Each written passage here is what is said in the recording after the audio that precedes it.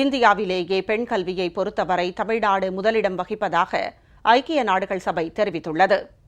பெண்கள் கல்வி பயில்வதற்கான சூழலும் உள்கட்டமைப்பு வசதிகளும் மேம்பட்டிருப்பதே இதற்கு காரணம் என்றும் பாராட்டு தெரிவித்துள்ளது. ஐக்கிய நாடுகளின் சபை யூனிசெஃப் எனப்படும் கல்வி மையம் இந்தியாவில் இடைநிலை கல்வி காலத்தில் பெண்களின் கல்வி குறித்து கடந்த ஆண்டு இறுதியில் ஆய்வு மேற்கொண்டது.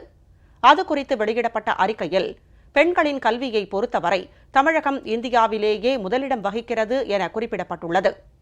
மக்களின் முதல்வர் செல்வி ஜெயலலிதா கல்வித்துறையில் புரட்சிகரமான மாற்றங்களை அறிமுகப்படுத்தி வருகிறார். குறிப்பாக பெண்கள் கல்வி பெறுவதற்கு இடைஞ்சலாக உள்ளவற்றை தகர்த்தெறிந்து பெண்கள் பள்ளிக்கு சென்று பயில்வதை ஊக்குவித்து வருகிறார். விலையில்லா நோட்டு புத்தகங்கள் வழங்கி, பள்ளிக்கு செல்ல மிதிவண்டிகள் வழங்கி, மடிக்கணினி மற்றும் நாப்கின்கள் வழங்கி பெண்கள் கல்வி பயில்வதை பிரச்சனையற்றதாக மக்களின் முதல்வர் மாற்றியதால் பெண்கள் பள்ளிக்கு செல்வது தமிழ்நாட்டில் அதிகரித்துள்ளது. இந்நிலையில் பெண் கல்வி முன்னேற்றம் குறித்து யூனிசெஃப் மேற்கொண்ட ஆய்வில் பள்ளிகளில் பெண்களின் சேர்க்கை, பெண்களுக்கான கழிவறை உள்ளிட்ட உள்கட்டமைப்பு வசதி, ஆசிரியர்கள், பெண்களின் கல்வித்தரம் மற்றும் தேர்வு முடிவுகள் ஆகிய 4 அம்சங்கள் கணக்கில் எடுத்துக் கொள்ளப்பட்டன.